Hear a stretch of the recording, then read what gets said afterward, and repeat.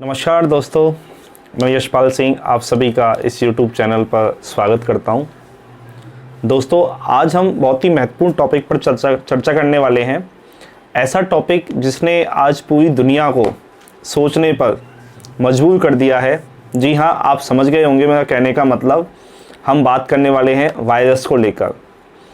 तो देखिए दोस्तों, वायरस नाम दिमाग में आते ही आज पूरी दुनिया का कोई भी व्यक्ति ऐसा नहीं है जो इस नाम से अछूता हो या जिसे वायरस के बारे में कुछ आइडिया ना हो।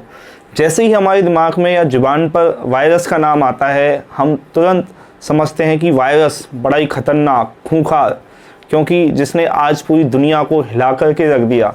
जी हाँ, तो ये ऐसा टॉपिक है जो हर व्यक्ति को जानना ज़रूरी है।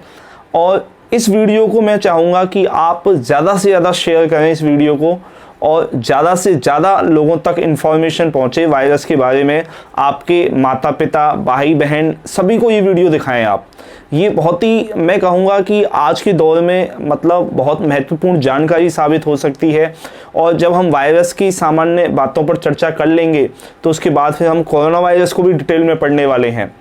तो बहुत ही महत्वपूर्ण टॉपिक होने वाला है, और इस टॉपिक को लेकर के मैं चाहूँगा कि आप सभी इस वीडियो को पूरा देखें, एंड तक देखें। और इसके बाद के जो वीडियोस आने वाले हैं कोरोना वायरस को लेकर के, उसमें क्या हम बचाव रख सकते हैं, इन पर भी हम चर्चा करेंगे। इसके अलावा HIV जैसे खतरनाक वायरस पर भी हम चर्चा करेंगे। रेबीज है, पोलियो है, हेपेटाइटिस है, इन सभी खतरनाक वायरसों पर। कहने का मतलब अपने आप में नाम ही बड़ा ही खतरनाक है ये। जी हाँ, तो देखिए हम स्टार्ट करते हैं। टॉपिक है वायरस, जिसे विषाणु भी कहते हैं। हिंदी में इसे कहा जाता है विषाणु, या हम कहें इसे वायरस। तो देखिए वायरस जो है, इसका मीनिंग या अर्थ ही निकलता है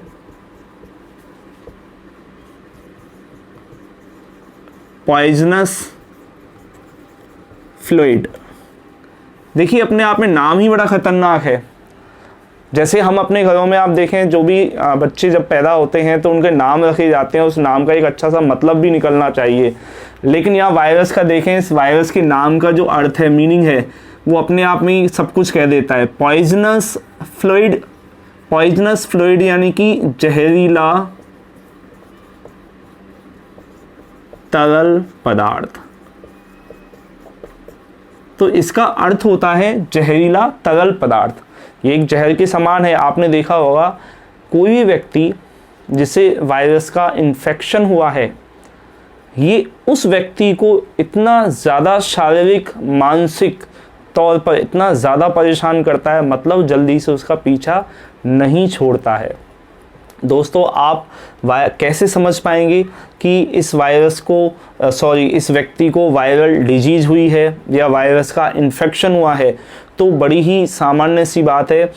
आप याद रखें कि किसी भी व्यक्ति में जिसको वायरस इन्फेक्शन हुआ है, उसकी पहचान हम कैसे कर पाएँ?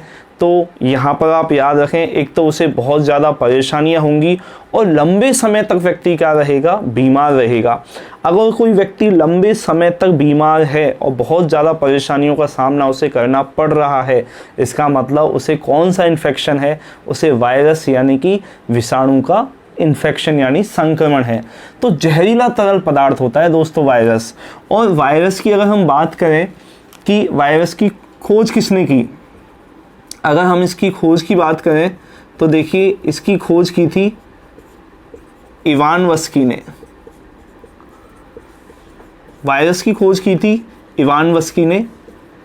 और इवानवस्की एक रसियन साइंटिस्ट हैं दोस्तों। रसियन साइंटिस्ट यानी कि रसिया के निवासी हैं, रहने वाले थे, अब तो है नहीं। और ये की गई थी खोज 1892 में। 1892 में इवानवस्की ने वायरस की खोज की, और इस वायरस का मीनिंग होता है पॉइजनस फ्लूइड यानी कि जहरीला तरल पदार्थ। और ऐसा क्वेश्चन भी आपसे एग्जाम में पूछा जा चुका है। इवानवस्की ने क्या देखा कि जो टोबैको लीफ होती हैं, यानी तंबाकू के पौधे की पत्तियां जो होती हैं। देखिए दोस्तों, तंबाकू के पौधे के अलावा हो सकता है आप में से टोबैको प्लांट आपने नहीं देखा हो या बहुत कम स्टूडेंट ने देखा हो, लेकिन इसके अलावा आप देखें जो भी आप देखेंगे जैसे सब्जी वगैरह के जो पेड़ पौधे होते हैं उनकी जो पत्तियां होती हैं, आपने देखा होगा सामान्यतः पत्तियां कैसी होती हैं, ग्रीन कलर की होती हैं, लेकिन कुछ पत्तियों पर आपने देखा होगा कि आप येलो कलर के से धब्बे पड़ने लग जाते हैं और वो पत्ती वहीं से ख़राब होना स्टार्ट हो जाती है। तो आप इसे ऐसे समझ सकते हैं। वैसे ही इवान वस्की ने क्या देखा, जो टोबैको प्लांट था, क्योंकि इकोनॉमिकल प्लांट है और इसकी जो लीफ थी उस लीफ पर क्या होने लगे, धब्बे पड़ने लगे, स्पॉट पड़ने लगे। जब इस पर स्पॉट पड़ेंगे, धब्बे पड़ेंगे, इसका मतलब ये लीफ क्या होगी, ख़राब होगी, ठीक है। और लीफ से ही क्या बनती है, टोबैको बनती है। तो यहाँ पर अगर लीफ ही ख़राब हो जाएगी, इसका मतलब इस प्लांट का कोई महत्व नहीं रहेगा, क्योंकि इकोनॉमिकल प्लांट है ये। तो ऐसी स्थिति में टोबैको लीफ पर जो स्पॉट पड़ रहे थे, जो धब्बे पड़ रहे थे, ये सबसे पहले किसने देखा था, इन्हें इवान वस्की ने देखा था। और ये जो स्पॉट या धब्बे थे ये कहलाए मोजैक। क्या कहलाए दोस्तों, ये मोजैक। और मोजैक यहाँ पर क्या है आपको पता होना चाहिए, मोजैक है एक डिजीज यानी कि क्या है, ये एक रोग है, ये एक बीमारी है, ये एक। तो यहाँ पर आप देखें ये जो स्पॉट पड़ रहे थे, ये जो धब्बे पड़ रहे थे, ये डिजीज कौन सी थी, ये डिजीज थी दोस्तों मोजैक, ठीक है।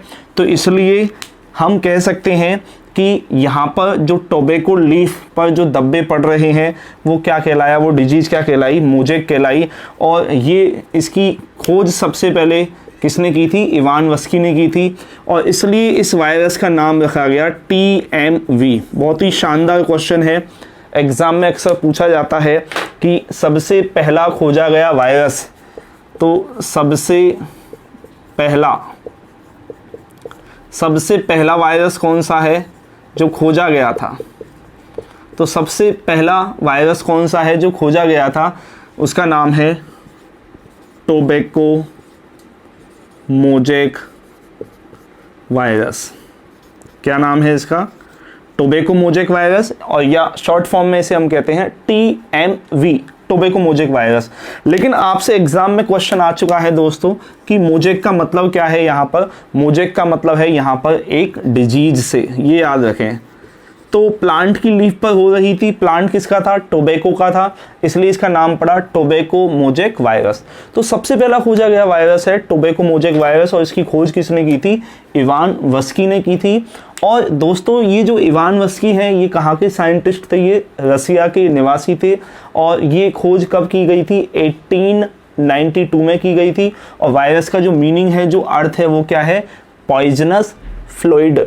तो पॉइजनस फ्लूइड इसका क्या है, मीनिंग है, अर्थ है, यानी जहरीला तरल पदार्थ।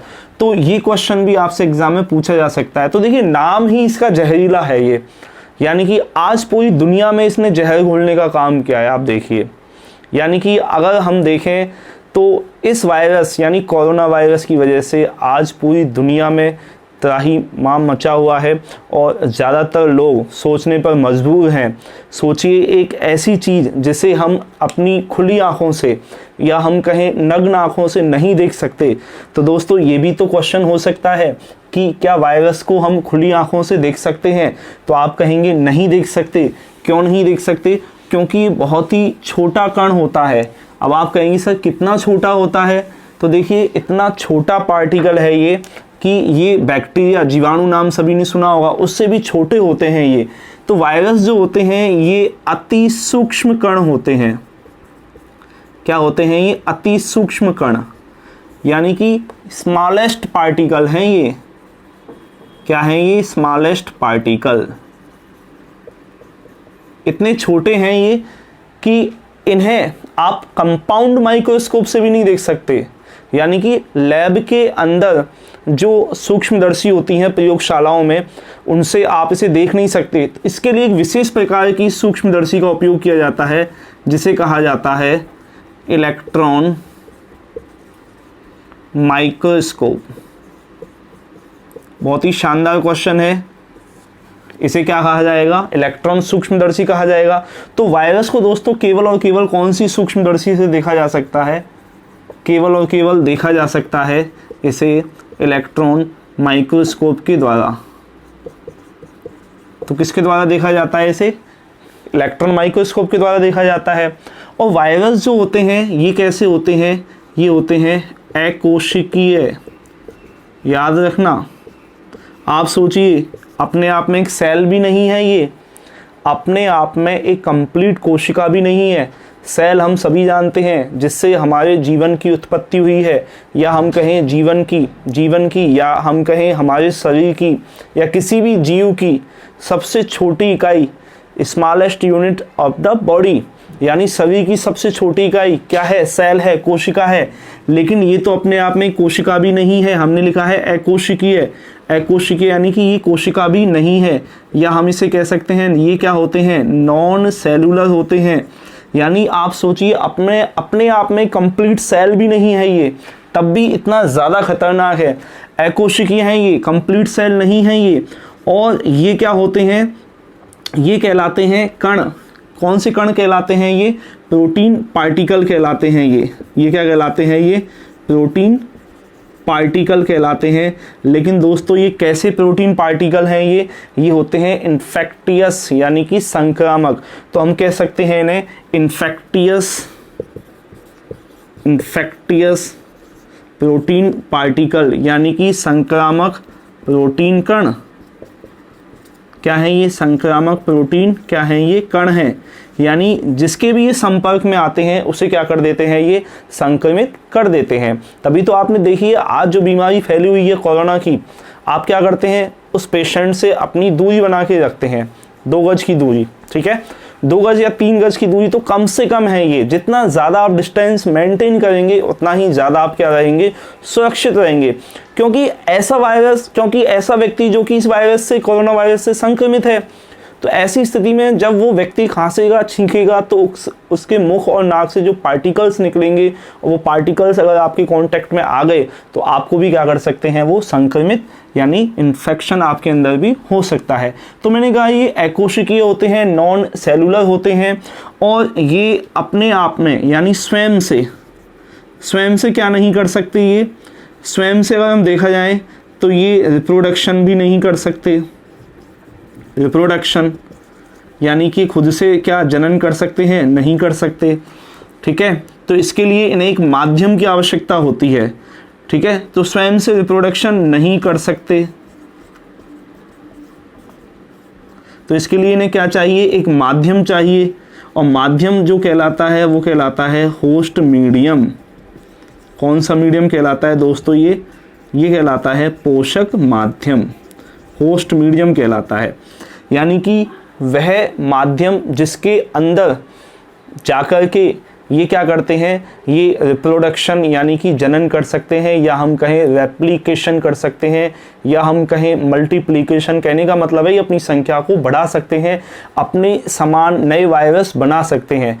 देखिए सजीव जो होते हैं, जो लिविंग ऑर्गेनिज्म होते हैं, उनके कुछ फीचर्स होते हैं, जैसे कि उनके अंदर जनन होता है। आप सजीव किसे कहेंगे दोस्तों, सजीव आप उसे ही कहेंगे जिसके अंदर जनन होता हो, पाचन होता हो, श्वसन होता हो, वृद्धि होती हो। लेकिन यहाँ पर वायरस जो होते हैं, वायरस की अगर हम बात करें तो वायरस तो दोस्तों सजीव और निर्जीव के बीच की कड़ी है। ये तो वायरस क्या है, ये वायरस जो है ये सजीव जिसे हम कहते हैं लिविंग, और किसके बीच की कड़ी है, ये निर्जीव जिसे हम क्या कहते हैं, नॉन लिविंग। ये तो सजीव और निर्जीव के बीच की क्या है, ये कड़ी है ये। क्योंकि होता क्या है, इसे क्या चाहिए, इसे ग्रो करने के लिए या ये इसे अपनी आबादी बढ़ाने के लिए किसकी आवश्यकता है, होस्ट मीडियम की, पोषक माध्यम की। जैसे आप किसी एग्ज़ाम की तैयारी कर रहे हैं तो आपको भी एक मीडियम की आवश्यकता होती है। अगर आप किसी कोचिंग में जा रहे हैं तो वहाँ भी एक माध्यम होता है, एक मीडियम आपको प्रोवाइड करवाया जाता है। घर के अंदर भी आप अपना स्टडी रूम बना के रखते हैं, एक आपको माहौल उपलब्ध करवाया जाता है। तो वही कहलाता है ऐसा माध्यम जिसमें आप अपनी वृद्धि कर सकें, विकास कर सकें, तो आपके लिए वो क्या कहलाएगा, होस्ट मीडियम कहलाएगा। तो वैसे ही जो वायरस होता है उसके लिए भी वो माध्यम क्या कहलाता है, होस्ट मीडियम यानी पोषक माध्यम कहलाता है। तो मैं कह रहा था कि वायरस जो है वो तो सजीव और निर्जीव के बीच की क्या है, ये कड़ी है, कनेक्टिंग लिंक है ये। यानी कि सजीव और हम निर्जीव क्यों कह रहे हैं, ये भी समझने वाली बात है। देखिए वायरस जब हमारे शरीर से, हमारे शरीर का मतलब किसी भी प्राणी के शरीर से, या हम कहें किसी पादप या किसी जीव जंतु एनिमल के शरीर के बाहर होता है क्योंकि मैंने लिखा है स्वयं से रिप्रोडक्शन वगैरह नहीं कर सकता, किसी प्रकार का इसके अंदर मेटाबॉलिक एक्टिविटी नहीं होती है, ठीक है। तो इसके अंदर पापचयी क्रियाएं भी नहीं होती हैं खुद से। तो ऐसी स्थिति में जब ये एनिमल या प्लांट के शरीर से, एनिमल के शरीर से या प्लांट की बॉडी से बाहर पड़ा हुआ है, तो क्या ऐसी स्थिति में इसके अंदर ये रिप्रोडक्शन या मेटाबॉलिक एक्टिविटी हो सकती है? तो आप कहेंगे नहीं हो सकती। तो इसका मतलब ये उस समय किसकी तरह व्यवहार करेगा? एक निर्जीव की तरह व्यवहार करेगा, यानी नॉन लिविंग की तरह क्या करेगा? व्यवहार दर्शाएगा। लेकिन जैसे ही ये किसी की बॉडी के अंदर आएगा, चाहे वो एनिमल बॉडी हो चाहे वो प्लांट बॉडी हो, तो वहाँ पर क्या होगा? इसे इसका होस्ट मीडियम मिलेगा, और जब इसे इसका होस्ट मीडियम मिलेगा तो वहाँ पर ये क्या करेगा? ये रिप्रोडक्शन भी करना स्टार्ट करेगा, ठीक है। तो ऐसी स्थिति में ये कैसा गुण दर्शाएगा? वहाँ पर ये सजीव का दर्शाएगा। तो आपको समझ में आ गया होगा कि वायरस जब हमारे शरीर से बाहर है तो वो निर्जीव की तरह व्यवहार करेगा, और जब हमारे शरीर के अंदर होगा तो वो किसकी तरह व्यवहार करना स्टार्ट करेगा? सजीव की तरह। यानी कि वहाँ पर वो अपनी संख्या को लगातार बढ़ा रहा है, और जैसे जैसे इसकी संख्या लगातार बढ़ रही होगी वैसे वैसे व्यक्ति के अंदर क्या होगा? बीमारी भी बढ़ रही होती है। तो देखिए दोस्तों, यहाँ पर आप कहेंगे सर हमारा जो शरीर है, शरीर का मतलब वायरस शरीर के अंदर है, तो शरीर में कौन से अंग में है? अब देखिए दोस्तों, होता क्या है, जो वायरस होता है, वायरस क्या होता है? वायरस का जो होस्ट है, और होस्ट मीडियम की अगर हम बात करें, यानी पोषक माध्यम जिसे बोला जाएगा, तो वो एक होती है सेल यानी कोशिका। क्योंकि हमारे शरीर की सबसे छोटी इकाई होती है सेल यानी कोशिका। तो हम ये कह सकते हैं कि इसका पोषक माध्यम जो होता है, पोषक माध्यम में भी क्या होती है? कोशिका होती है। तो ये हम कह सकते हैं ये कोशिका के अंदर होते हैं, या इसे हम कह सकते हैं इंट्रासेल्यूलर पैरासाइट। इस पॉइंट को ध्यान से सुने, समझें। इंट्रा का मतलब होता है अंदर, ठीक है। सेलुलर यानी कोशिकीय, तो इसे हम कह सकते हैं अंतः कोशिकीय परजीवी। परजीवी का मतलब होता है जो खुद से, अपने आप से, स्वयं से जीवन यापन नहीं कर सकते, जो खुद से स्वयं से अपने आप से जीवन यापन नहीं कर सकते, तो दूसरे के ऊपर क्या होते हैं? डिपेंड होते हैं। दूसरे के ऊपर क्यों डिपेंड हैं? भोजन पानी के लिए, अपने जीवन यापन के लिए, अपनी वृद्धि के लिए, अपने विकास के लिए। तो ऐसे जीव क्या कहलाते हैं? परजीवी कहलाते हैं। और याद रखना दोस्तों, ज़्यादातर परजीवी क्या होते हैं? घातक होते हैं, नुकसानदायक होते हैं। और इसका सबसे अच्छा एग्जाम्पल मैं बता देता हूँ, सभी ने नाम सुना होगा, देखा होगा, अमरबेल को। अमरबेल आपने देखा होगा, प्लांट के ऊपर होता है, परजीवी होता है, लेकिन वो एक्टोपैरासाइट कहलाता है। एक्टो का मतलब होता है बाह्य परजीवी, लेकिन ये तो बाह्य नहीं है, ये तो अंदर होते हैं। अंदर भी कहाँ होते हैं? कोशिका के अंदर होते हैं। इसलिए इन्हें बोला गया इंट्रासेलुलर पैरासाइट, यानी अंतः कोशिकीय परजीवी। तो अब आपको ये पता चल गया कि होस्ट मीडियम सेल तो है, कोशिका तो है, अब सेल कौन सी होगी? अब जो भी ऑर्गन है, क्योंकि ये इनका जो मीडियम होता है, होस्ट जो मीडियम होता है, वो एक क्या होता है? एक निश्चित होता है। जैसे आपने देखा होगा कि हमें कोल्ड होता है, जुकाम होता है, तो आपको पता होना चाहिए कोल्ड यानी कि जुकाम किससे होता है? ये होता है वायरस से, ठीक है। तो वायरस से जुकाम होता है, और कोल्ड कहाँ होता है? नाक में होता है। तो इसका मतलब नाक को प्रभावित कर रहा है, तो इसका मतलब ये मीडियम इसका क्या हो गया? एक निश्चित हो गया। वैसे ही आप देखें, आज जो कोरोना है वो कौन से अंग को प्रभावित करता है? हमारे लंग्स यानी कि फेफड़ों को, ठीक है ना। तो ऐसी स्थिति में, या जो भी फ्लू वायरस होते हैं, स्वाइन फ्लू है, बर्ड फ्लू है, ये हमारे कहाँ पर प्रभाव डालते हैं? लंग्स यानी फेफड़ों पर। इसका मतलब इनका होस्ट मीडियम क्या होगा? कौन सी कोशिका होगी? फेफड़ों की कोशिका होगी। तो आपको समझ में आ गया होगा। तो ये इनका जो होस्ट मीडियम होता है वो क्या होता है? एक निश्चित होता है, ठीक है। तो ये जो वायरस होते हैं, ये सजीव और निर्जीव के बीच की क्या है दोस्तों? कड़ी है, ठीक है। तो देखिए, जो वायरस है, तो सबसे पहला खोजा गया वायरस है टोबैको मोज़ेक वायरस। और ये जो वायरस है, इस वायरस का हम कहें क्रिस्टलीकरण यानी कि क्रिस्टलाइजेशन, इसका जो क्रिस्टलीकरण है, क्रिस्टलाइजेशन है, वो सबसे पहले किसने किया था? स्टैनली ने, ठीक है ना। तो सबसे पहले इसे क्रिस्टल की फॉर्म में जो प्राप्त किया था वो कौन से साइंटिस्ट हैं? स्टैनली हैं। स्टैनली ने सबसे पहले वायरस का क्या किया दोस्तों? क्रिस्टलीकरण किया सबसे पहले। तो सबसे पहले क्रिस्टलीकरण किया था किसने? स्टैनली ने। ये ध्यान रखना, अच्छा क्वेश्चन है। तो हम बात कर रहे हैं वायरस की कि वायरस ऐसा सूक्ष्म प्रोटीन पार्टिकल जिसे केवल और केवल इलेक्ट्रॉन सूक्ष्मदर्शी के द्वारा ही देखा जा सकता है। अब देखिए जो वायरस होते हैं, ये वायरस क्या है? ये वायरस होते हैं न्यूक्लियो प्रोटीन। ये क्या है? ये न्यूक्लियो प्रोटीन है।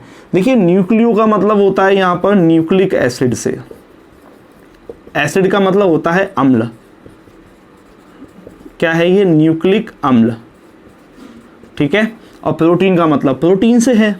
तो यानी कि न्यूक्लिक अम्ल और किससे मिलकर के बना है दोस्तों? ये प्रोटीन से मिलकर के बना है।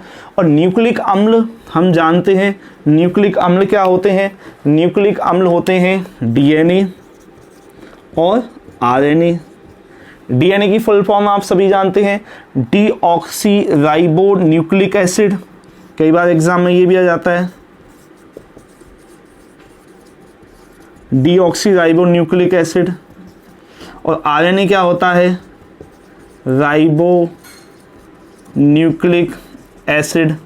तो डीऑक्सी राइबो न्यूक्लिक एसिड और राइबो न्यूक्लिक एसिड ये क्या है? ये है न्यूक्लिक एसिड यानी अम्ल। तो न्यूक्लिक अम्ल और प्रोटीन मिलकर के क्या बनाते हैं? ये मिलकर के बने होते हैं वायरस। तो इसलिए हम इसे न्यूक्लियो प्रोटीन भी कहते हैं। तो वायरस क्या है? न्यूक्लियो प्रोटीन है। तो देखिए दोस्तों वायरस जो होते हैं ये एसेलुलर होते हैं, अकोशिकीय होते हैं। अपने आप में एक सेल यानी कोशिका भी नहीं है या कंप्लीट सेल नहीं है। ये न्यूक्लियो प्रोटीन होते हैं या ये स्मॉलेस्ट प्रोटीन पार्टिकल होते हैं या इन्फेक्टियस प्रोटीन पार्टिकल हैं। संक्रामक क्या है? ये प्रोटीन कण हैं। तो ये सारे पॉइंट आपको याद रखने हैं जो कि एग्जाम में पूछे जाते हैं। अब हम इसकी बात करेंगे स्ट्रक्चर को लेकर के, जो कि बहुत ज़रूरी है। अगर इसकी आप संरचना देखें आप इसकी, तो इसकी संरचना बहुत ही सिंपल सी दिखाई देगी दोस्तों आपको। और आप इस संरचना को देखकर कहेंगे सर बस इतना सा ही पार्ट, इतनी छोटी सी इसकी बनावट है, संरचना है और इतना छोटा सा पार्टिकल होता है और फिर भी मतलब इतना ज़्यादा खतरनाक होता है। दोस्तों देखिए इसका नाम का ही अर्थ पॉइजनस फ्लूइड है, आप समझ सकते हैं, जहरीला तरल पदार्थ है ये, ठीक है ना। तो इससे जितना बचा जाए उतना ही अच्छा है। तो इसकी स्ट्रक्चर या संरचना की हम बात करें तो मैंने अभी कहा आपसे ये क्या होते हैं? ये न्यूक्लियो प्रोटीन होते हैं। न्यूक्लियो प्रोटीन का मतलब है ये न्यूक्लिक एसिड और किससे मिलकर के बने हैं दोस्तों? प्रोटीन से। एक काम कर सकते हैं यहाँ पर हम, तो देखिए दोस्तों ये क्या है? Nucleo protein. तो मैं इसकी स्ट्रक्चर बनाता हूँ। देखिए इसकी संरचना देखें आप, ये स्ट्रक्चर जानना बहुत ज़रूरी है वायरस की संरचना।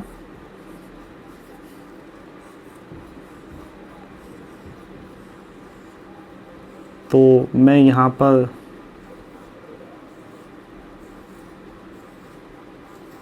प्रोटीन का एक कोट यानी कि होता है आवरण, ठीक है, बना देता हूँ। और इसे हम कहते हैं, ये क्या है दोस्तों? ये है प्रोटीन कोट। कोट का मतलब होता है आवरण। क्या है? ये प्रोटीन आवरण है ये। और ये प्रोटीन आवरण जो होता है इसे हम क्या कहते हैं? इसे हम कहते हैं कैप्सिड। तो वायरस का जो प्रोटीन का जो खोल होता है, जो आवरण होता है, इसे कहा जाता है कैप्सिड। और आप देखें तो एक मोतियों की माला की तरह है ये। मोतियों की क्या है? ये माला है और जो कि क्या है? छोटी छोटी कड़ियों से मिलकर के बना है, जैसे ये है। लेकिन यहाँ पर इस एक कड़ी को क्या कहते हैं? इसे हम कहते हैं कैप्सोमियर। याद रखना। तो यहाँ पर जो प्रोटीन का पूरा ये कोट है, ये जो आवरण है, इसे तो हम कह रहे हैं कैप्सिड। लेकिन एक कड़ी को, ठीक है ना, हम क्या कह रहे हैं? इसे हम कह रहे हैं कैप्सोमियर। तो हम ये कह सकते हैं कि जो कैप्सिड होता है वो किससे मिलकर के बना होता है? ये मिलकर के बना होता है कैप्सोमियर से। और इसके अंदर क्या होते हैं? इसके अंदर होते हैं न्यूक्लियो प्रोटीन। क्या है दोस्तों? इसके अंदर न्यूक्लियो प्रोटीन है। और न्यूक्लियो प्रोटीन का मतलब क्या है? न्यूक्लियो प्रोटीन का मतलब है सॉरी न्यूक्लियोप्रोटीन नहीं कहेंगे, न्यूक्लियोप्रोटीन तो ये वायरस है, इसके अंदर क्या है, न्यूक्लिक एसिड है। क्या है दोस्तों इसके अंदर, न्यूक्लिक एसिड, न्यूक्लिक क्या है, एसिड है। और ये जो न्यूक्लिक एसिड है ये क्या होता है, ये होता है जेनेटिक मटेरियल। क्या है ये, जेनेटिक मटेरियल है, जिसे कहा जाता है आनुवांशिक पदार्थ। क्या कहते हैं हम इसे, आनुवांशिक पदार्थ कहते हैं। और ये आनुवांशिक पदार्थ में क्या होगा, डीएनए होगा या फिर क्या होगा, आरएनए होगा। देखिए दोस्तों यहाँ पर ये पॉइंट आपको विशेष तौर पर ध्यान देना है, मैंने लिखा है डीएनए या आरएनए, मतलब ये दोनों एक साथ नहीं होंगे, दोनों एक साथ नहीं होंगे, या तो डीएनए होगा या फिर क्या होगा उसमें आरएनए होगा, दोनों एक साथ नहीं होंगे। तो ऐसे वायरस जिनके अंदर जेनेटिक मटेरियल, ऐसे वायरस जिनके अंदर आनुवांशिक पदार्थ यानी न्यूक्लिक एसिड डीएनए है तो हम उसे कहेंगे डीएनए वायरस। और ऐसे वायरस जिनके अंदर न्यूक्लिक एसिड या जेनेटिक मटेरियल आरएनए है तो हम उसे क्या कहेंगे दोस्तों, आरएनए वायरस। तो कहने का मतलब ये हुआ कि वायरस भी कितने प्रकार की हो गए, अब 2 प्रकार के। तो देखिए वायरस 2 प्रकार के हो गए, जिसके अंदर आनुवांशिक पदार्थ क्या है, जेनेटिक मटेरियल डीएनए है, तो वो क्या कहलाएगा बताइए, वो कहलाएगा डीएनए वायरस। और जिसके अंदर आरएनए है तो उसे आप क्या कहेंगे दोस्तों, आरएनए वायरस। समझ में आ रहा होगा आपको। मैं एक काम कर देता हूँ, इस पॉइंट को यहाँ से मिटा देता हूँ थोड़ा सा, ये लीजिए आप, ठीक है। तो हमने कहा वायरस क्या है, ये न्यूक्लियो प्रोटीन है, ये मतलब न्यूक्लिक एसिड और प्रोटीन से मिलकर के बना है। और ऐसा वायरस जिसके अंदर क्या है, जेनेटिक मटेरियल डीएनए है, तो उसे हम क्या कहेंगे दोस्तों, उसे हम कहेंगे डीएनए वायरस। और जिसके अंदर क्या है, जेनेटिक मटेरियल आरएनए है, तो उसे हम क्या कहेंगे, आरएनए वायरस। इसमें भी फिर आप याद रखें, इसमें भी एक होता है डबल स्ट्रैंड, इसमें भी अगर आप देखें तो इसमें भी टाइप होते हैं फिर, जैसे डीएस डीएनए और, ठीक है, और आरएनए में भी वैसे ही टाइप होते हैं, एसएस आरएनए या डीएस आरएनए, ठीक है। तो आपको सिर्फ इतना ही याद रखना है कि जो वायरस हैं, ऐसे वायरस जिनके अंदर जेनेटिक मटेरियल डीएनए है तो हम उसे कहेंगे डीएनए वायरस, और आरएनए है तो हम उसे क्या कहेंगे, आरएनए वायरस, ठीक है। तो ये डायग्राम आपको समझ में आया होगा, फिर से समझ लीजिए। वायरस क्या है, न्यूक्लियो प्रोटीन है, जिसके अंदर न्यूक्लिक एसिड और क्या होते हैं, प्रोटीन का खोल होता है, आवरण होता है। और इस प्रोटीन के आवरण को हम कहते हैं कैप्सिड, जो छोटी छोटी इकाइयों से मिलकर के बना होता है। और इस छोटी इकाई को हम क्या कहते हैं, कैप्सोमियर कहते हैं। इसके अंदर क्या होते हैं, न्यूक्लिक एसिड होते हैं, या तो डीएनए होगा या फिर क्या होगा, आरएनए होगा। अगर डीएनए है तो उसे हम कहेंगे डीएनए वायरस, और आरएनए है तो उसे हम क्या कहेंगे, आरएनए वायरस। ये समझ में आ चुका होगा आपके, ठीक है। अब देखिए जो वायरस होते हैं,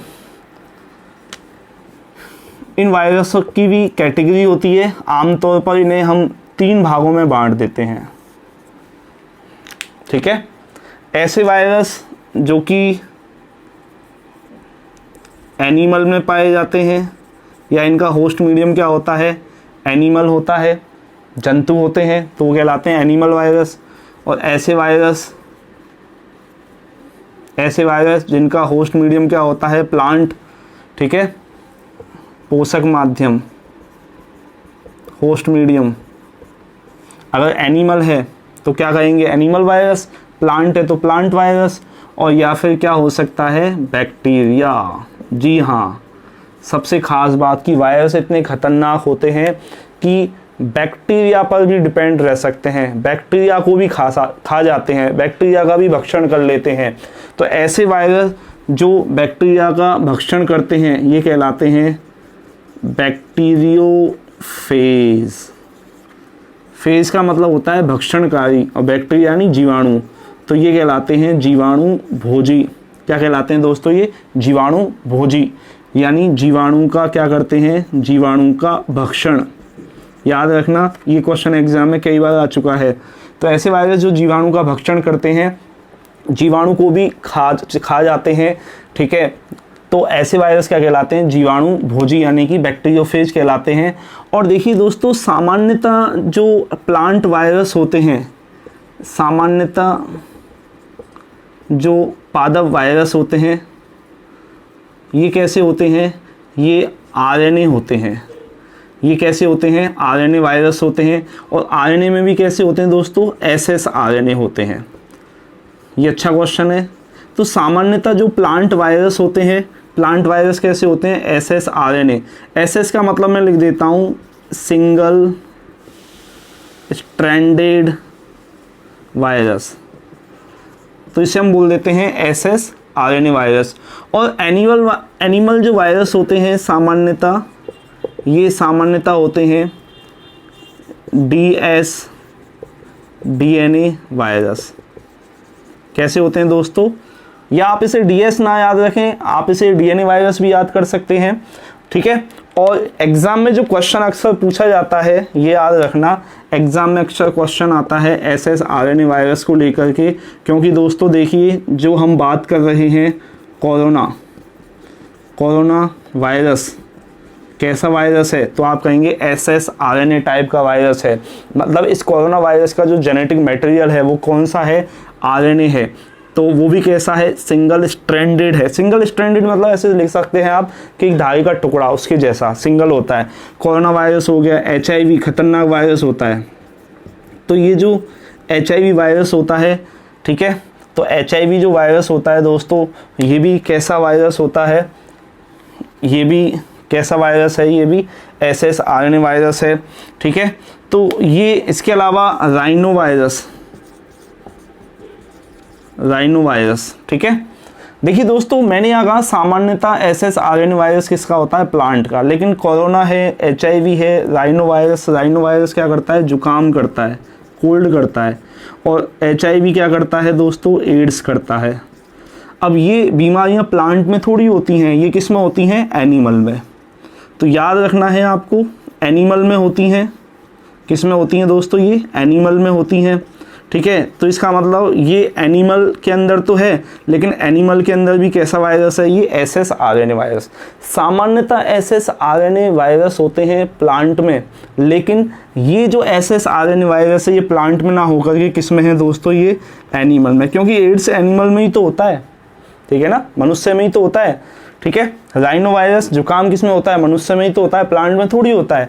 तो ये आपको याद रखना है जो एग्जाम में पूछा जाता है। तो देखिए दोस्तों, मैंने आपको यहाँ वायरस को लेकर उसके जो जनरल फीचर्स हैं वो बता दिए आपको, ठीक है। इसके अलावा वायरस को लेकर के उसकी खोज किसने की, उसका क्रिस्टलीकरण किसने किया, वायरस का मीनिंग क्या है, ठीक है, वायरस की स्ट्रक्चर यानी संरचना बनावट क्या है, ठीक है, और वायरस के टाइप भी मैंने आपको बता दिए। तो ये बिल्कुल बेसिक सी इन्फॉर्मेशन है जो आप सभी को पता होनी चाहिए। इस वीडियो को ज़्यादा से ज़्यादा देखें, लाइक करें, शेयर करें, ठीक है, क्योंकि इसके बाद का जो अगला वीडियो आने वाला है, जो नेक्स्ट वीडियो हमारा रहेगा, वो उन वायरस के ऊपर रहेगा जो सबसे ज़्यादा क्या है, खतरनाक हैं, ठीक है दोस्तों। तो यहाँ पर हम एचआईवी वायरस को लेके भी बात करेंगे, हम कोरोना वायरस को लेकर के भी हम बात करेंगे। तो इस वीडियो को ज़रूर देखें और इसके जो नेक्स्ट वीडियो आने वाले हैं उनको भी आप ज़रूर देखें। आज के लिए इतना ही काफ़ी है। धन्यवाद।